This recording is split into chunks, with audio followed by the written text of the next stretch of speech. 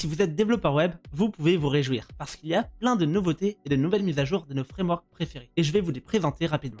On commence par ce tweet de Adam Wazan qui est le créateur de Tailwind CSS. Effectivement, la version 4 de Tailwind va bientôt sortir et Adam est en train de nous teaser sur Twitter avec ce screenshot. On peut voir que pour la version 4 de Tailwind, dans un projet vite, on n'aura plus besoin de post CSS, on n'aura même plus besoin de configuration Tailwind et on n'aura même plus besoin de rajouter ce @Tailwind dans un fichier CSS pour faire fonctionner Tailwind. Il suffira uniquement de l'installer et de le rajouter en tant que plugin vite et on pourra également l'importer dans un fichier CSS et ce sera tout. Et c'est vraiment génial. En plus, il nous a promis un temps de compilation beaucoup plus court. C'est une nouveauté qui me réjouit beaucoup et j'ai hâte de vous la présenter quand elle sort. On peut voir si on regarde la suite de ses tweets qu'il fait aussi des démonstrations de Tailwind 4 et qu'il a même sorti il y a 13 heures l'alpha de Tailwind 4. C'est un alpha et ça veut dire que vous pouvez la tester dès aujourd'hui. On peut voir que la commande est en bas de la page. Ici, vous avez juste à faire un npm install de Tailwind CSS @next et si vous utilisez Vite, alors vous devez aussi installer Tailwind CSS/Vite. Il suffit donc uniquement d'importer le plugin Vite, d'importer Tailwind dans un fichier CSS et vous en avez terminé. C'est également possible de tester l'alpha avec Post CSS et l'outil CAD.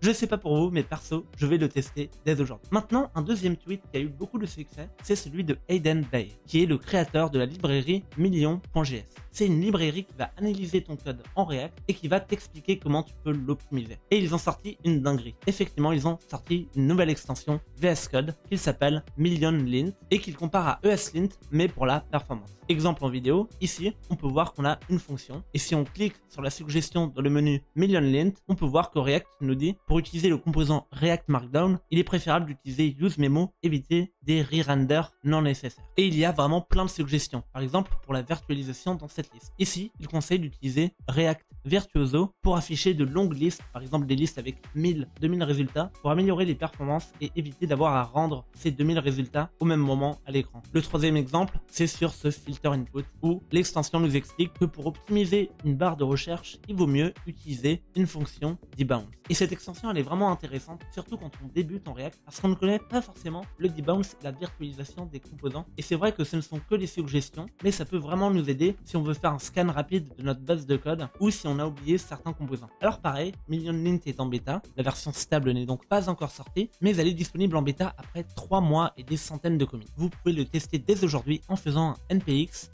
@million/lint. Ils ont même une petite page d'explication où ils vous montrent les nouveaux features ainsi que la différence avec l'extension de React. Si vous utilisez le DevTool de React et plus spécifiquement le Flame Graph, ici, on peut voir que ça ressemble à ça. C'est-à-dire que c'est pas du tout lisible. Par contre, si on utilise MillionLint, c'est ce que la vidéo nous a montré. C'est-à-dire que ça va mettre en surbrillance notre composant qui peut potentiellement être optimisé. Cette extension a l'air vraiment géniale et c'est vraiment une extension que j'ai envie d'utiliser. Personnellement, je ne connaissais pas Million, mais si ça peut m'aider à optimiser mon application React, je vais sûrement jeter un coup d'œil. Maintenant, on n'en a pas encore fini avec les alphas parce qu'il y a James Mikrut qui nous tease la version 3 de Payload CMS. Et ça sera encore une version en alpha. On peut voir qu'il a posté le tweet le 5 mars. On est actuellement le 7 mars et il n'a pas reposté de tweet. Donc dans ce tweet, il dit on se retrouve demain, mais au final, on est demain et il n'y a rien qui a été sorti. Cependant, je me réjouis de cette sortie de Payload CMS version 3. Pourquoi? Parce que Payload CMS est donc un CMS qui nous permet de gérer du contenu comme ça, dans une sorte de back-end, sans qu'on ait à développer les API et les CRUD. Tout est géré automatiquement. Et James Mikrut avait fait une présentation à la NextConf il y a 4 mois où il avait présenté le futur de Payload CMS. Effectivement, il racontait que configurer un CMS, c'est vraiment très chiant parce que c'est un nouveau projet, ça s'intègre pas avec ton front, ça s'intègre pas avec ton back. Du coup, si tu as un front et un back séparés, bah, ton CMS ça va être un troisième repo, sauf si tu as un monorepo. Du coup, quand tu appelles tes ressources dans ton application Next.js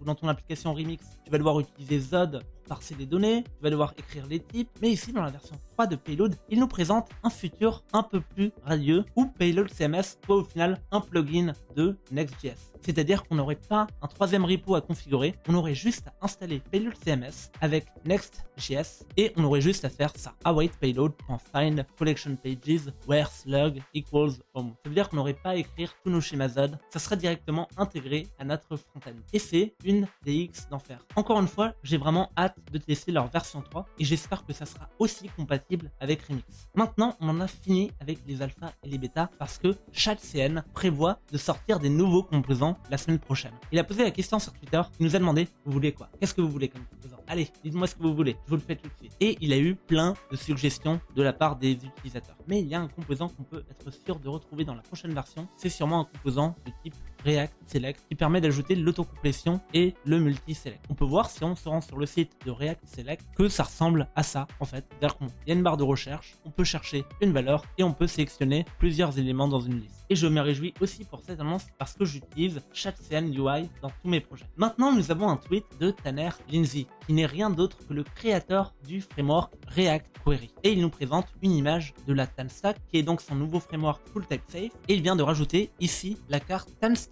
Start, c'est-à-dire un nouveau framework full stack de React qui utilise cette fois le TanStack Router avec le SSR, le streaming, les server functions et il utilise aussi Vinxi et Nitro qui vont vous permettre de déployer votre application sur n'importe quel hébergeur. Bien sûr, c'est encore une sorte d'alpha, donc vous ne pouvez pas le tester tout de suite, mais vous pouvez vous renseigner sur cette nouveauté qui peut être très intéressante. Et pour finir, nous avons le dernier tweet de Ryan Florence, qui est le créateur de React Router et de Remix. Et il nous explique pourquoi il n'a pas encore sorti les React Server Components avec Remix. En fait, il nous montre cette capture d'écran. Actuellement, les React Server Components pourraient être prêts. Sauf que pour les utiliser, il faudrait créer deux nouveaux fichiers. Ici, 1, 2, puis importer des méthodes ici et là. Et en fait, ça demande beaucoup trop de travail pour faire la migration. Ryan le sait déjà, il dit que c'est beaucoup trop et c'est pour ça qu'ils n'ont rien sorti pour le moment. Ils veulent s'assurer qu'ils font les choses bien et qu'ils ne nous imposent pas des breaking changes et des grosses refactos à faire. Et voilà, c'est tout pour cette petite vidéo dans laquelle je vous présentais l'actualité